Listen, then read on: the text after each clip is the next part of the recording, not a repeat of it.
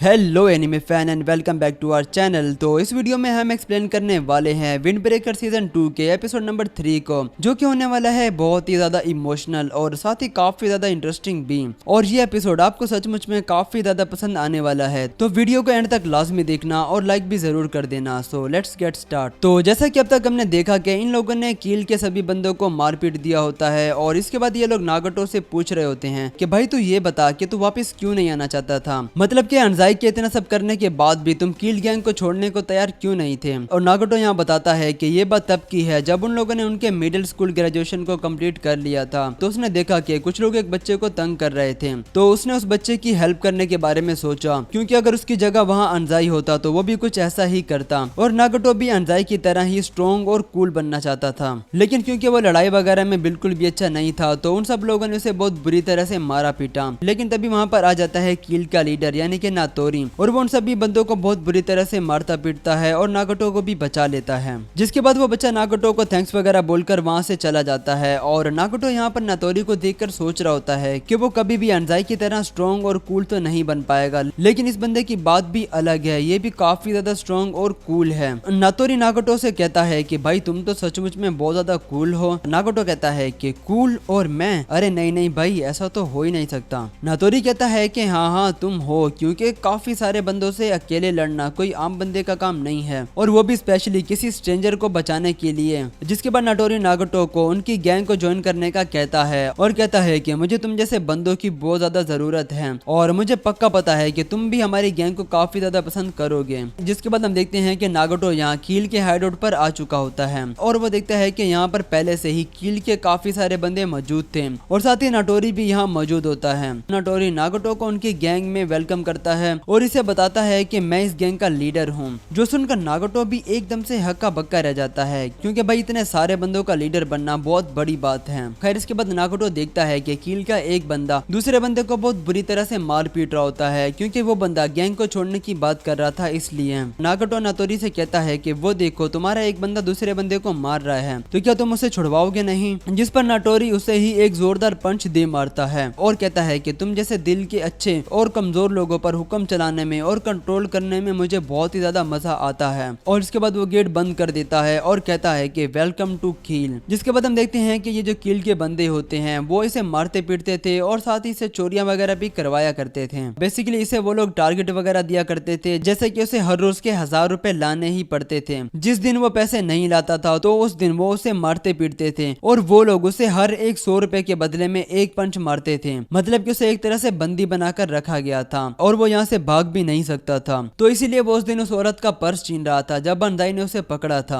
तो इसके बाद हम देखते हैं कि इसकी ये जो स्टोरी होती है वो यहाँ पर खत्म हो जाती है, जो सुन के सभी लोग काफी ज्यादा सैड भी लग रहे होते हैं। और अनजाई नागटो से माफी मांगता है और कहता है कि मुझे माफ कर देना नागटो, क्योंकि अगर मैं और ज्यादा स्ट्रॉन्ग होता तो मैं उन सबको हरा कर तुम्हें वहाँ से वापस ले आता। नागटो कहता है कि तुम्हें माफी मांगने की कोई भी जरूरत नहीं है, क्योंकि अगर तुम उस दिन उन सबको हरा भी देते तो भी मैं वापस नहीं आ पाता, क्योंकि मैंने कील गैंग ज्वाइन करने के बाद बहुत गलत काम किए हैं। तो मुझ जैसा बुरा इंसान बिल्कुल भी तुम्हारी दोस्ती के लायक नहीं है और मैं कभी भी तुम्हारे साथ नहीं रह पाता। और वो काफी ज्यादा शर्मिंदा भी लग रहा होता है और किसी से नजरें भी नहीं मिला पाता, और वो रोते हुए अनजाई से कहता है कि मैं हमेशा से ही तुम्हारी तरह स्ट्रॉन्ग और कूल बनना चाहता था, तो इसीलिए मैंने इस गैंग को ज्वाइन किया, लेकिन इस सब के बाद भी कोई फायदा नहीं हुआ और मैं बिल्कुल भी स्ट्रॉन्ग नहीं बन पाया। जिसके बाद अनजाई इसे गले से लगा लेता है और कहता है कि मेरे भाई तुम कैसी बातें कर रहे हो और तुम ऐसा मत सोचो कि तुम स्ट्रॉन्ग नहीं हो। क्या तुम्हें याद है जब तुम छोटे थे और तुम्हें पैर पर काफी ज्यादा चोट लग गई थी, तुम्हारा काफी ज्यादा खून निकल रहा था, लेकिन उसके बावजूद भी तुम्हें बस हमारी फिक्र थी और तुम सिर्फ हमारे बारे में ही सोच रहे थे, क्योंकि तुम हमेशा से ही काफी ज्यादा स्ट्रॉन्ग थे इसलिए। जिसके बाद नागटो भी बहुत जोर जोर से रोने लगता है और इसके बाद आ जाता है विंड ब्रेकर का इंट्रो। और इंट्रो के बाद हम देखते हैं कि अब ये सभी लोग भी यहाँ से जा रहे होते हैं और नायरो को भी होश आ जाता है और वो देखता है कि उसे टाइगर ने अपनी पीठ पर उठाया हुआ था, क्योंकि वो फाइट के बीच में ही बेहोश हो गया था। इसीलिए होश में आने के बाद वो एकदम से चौंक जाता है और जल्दी से पूछता है कि हम सब लोग कहाँ पर हैं और फाइट का क्या हुआ। जिस पर किरियो इसे बताता है कि फिक्र करने की कोई भी बात नहीं है, क्योंकि हम सब लोग घर जा रहे हैं और हमने वो फाइट भी जीत ली है। जिसके बाद वो देखता है कि सभी लोग काफी ज्यादा खुश लग रहे होते हैं और वो सभी हंसी खुशी घर जाने लगते हैं। और यहाँ में ये भी पता चलता है कि वो नायरे ही था जिसने मैसेज करके रेनकाजी को इनकी लोकेशन भेजी थी, जिस वजह से वो यहाँ पर आया और उसने उन सब की हेल्प की।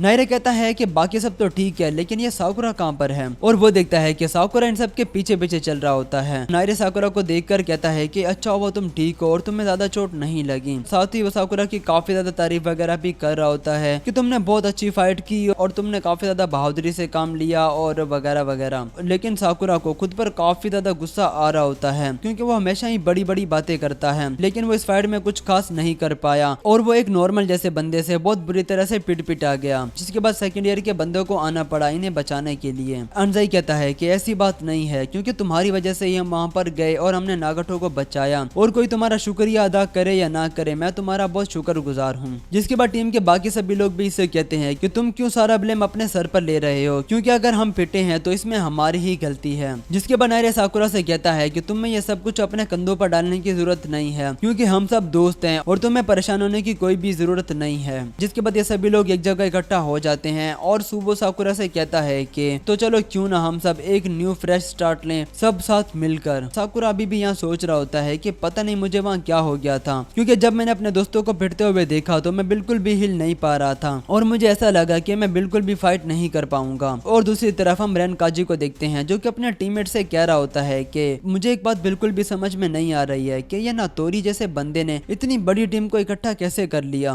और तुम दोनों को इसके बारे में पता लगाना होगा। और इसके बाद हम किसी आशिटाबा नाम के रेस्टोरेंट का सीन देखते हैं जहाँ ये सभी लोग आए थे उमेमिया को इस पूरी सिचुएशन के बारे में रिपोर्ट देने के लिए। और जैसे ही वो लोग इस रेस्टोरेंट के अंदर आते हैं तो वो लोग देखते हैं कि यहाँ तो भाई फुल मस्ती वगैरह का माहौल चल रहा होता है और उमेमिया और बाकी सभी लोग काफी ज्यादा एंजॉय कर रहे होते हैं। जिसके बाद ये लोग उसे इस पूरी सिचुएशन के बारे में बताते हैं और अंजाई यहाँ उमेमिया से माफी मांग रहा होता है और कहता है कि मुझे माफ कर देना, क्योंकि मेरी वजह से ही फ्यूरिन के इस सब झमेले में पड़ना पड़ा। उमेमिया कहता है कि नागोटो तुम्हारा दोस्त है ना, तो उसे बचाना फ्यूरिन का फर्ज बनता है, तो तुम्हें हमसे माफी मांगने की कोई भी जरूरत नहीं है। जिसके बाद नागोटो भी उमेमिया से माफी मांगता है, लेकिन उमेमिया इसे कुछ खाने के लिए देता है और कहता है कि इसे खाओ। और जैसे ही वो इसे खाता है तो उसकी आंखों से आंसू आना शुरू हो जाते हैं, क्योंकि पिछले काफी दिनों से उसने पहली बार इतना टेस्टी खाना खाया था। जिस पर उमेमिया इसे कहता है कि तुम इस टेस्ट को हमेशा याद रखना, ताकि जब भी तुम अकेले पड़ो तो इस तरह का खाना खाकर इस टेस्ट को याद करना, ताकि तुम्हें ये पता चले कि तुम अकेले नहीं हो, हम सब तुम्हारे साथ हैं। जिसके बाद उमेमिया बाकी सभी को भी खाना खाने का कहता है और वो देखता है कि साकुरा यहाँ कुछ उदास बैठा था, तो वो उसे पूछता है कि साकुरा आखिर तुम्हें क्या हुआ है। जिसके जवाब में नायरे कहता है कि वो असल में आज की लड़ाई में हम सब लोग काफी ज्यादा बुरी तरह से पिटे हैं, तो साकुरा उस सबका जिम्मेदार खुद को मान रहा है। जो सुन साकुरा नायरे पर चिल्लाने लगता है कि तुम्हें किसने बोला था ये सब बातें बताने के लिए। साकुरा उमेमिया को भी वो सब बातें बताता है कि वो हमेशा से ही बहुत बड़ी बड़ी बातें करता रहता है, लेकिन हमेशा की तरह ही वो बहुत बुरी तरह से पिटा जाता है। जो सुन उमेमिया स्माइल करने लगता है और साकुरा से पूछता है कि साकुरा मुझे ये बताओ कि क्या तुम जब भी अपने दोस्तों को पिटते हुए देखती हो तो क्या तुम्हारी बॉडी काम करना बंद कर देती है और तुम लड़ नहीं पाते, और अगर ऐसा है तो इसका मतलब है कि तुम इन सबको बहुत पसंद करने लगे हो। जो सुन साकुरा का मुंह काफी ज्यादा लाल हो जाता है और वह कहता है कि ऐसी कोई भी बात नहीं है, तुम बस बकवास कर रहे हो और ऐसा कुछ भी नहीं है।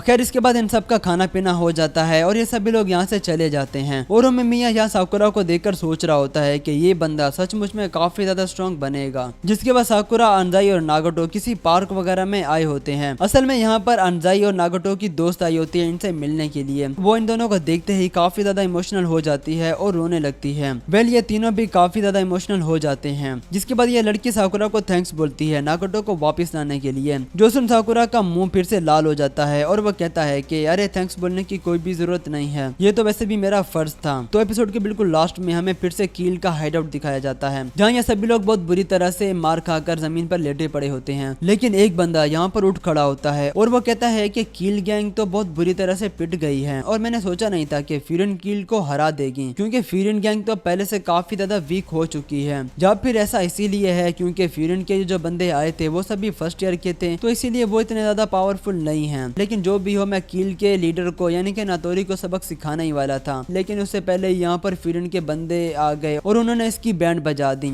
लेकिन अब हमारी फाइट होगी फ्यूरिन के साथ, जो कि बहुत लंबी चलने वाली है। जिसके बाद ये बंदा कील की हुडी उतार देता है और हम देखते हैं कि इसके शोल्डर पर किसी तरह का गोल्ड टैटू बना होता है और यहाँ पर किसी न्यू गैंग का लोगो भी बना हुआ था। जो देखा हमें यह समझ में आ जाता है कि यहाँ पर किसी न्यू गैंग की एंट्री होने वाली है और यहाँ पर एपिसोड भी खत्म हो जाता है। तो आप लोग मुझे कमेंट में जरूर बताना कि आप लोगों को ये एपिसोड कैसा लगा।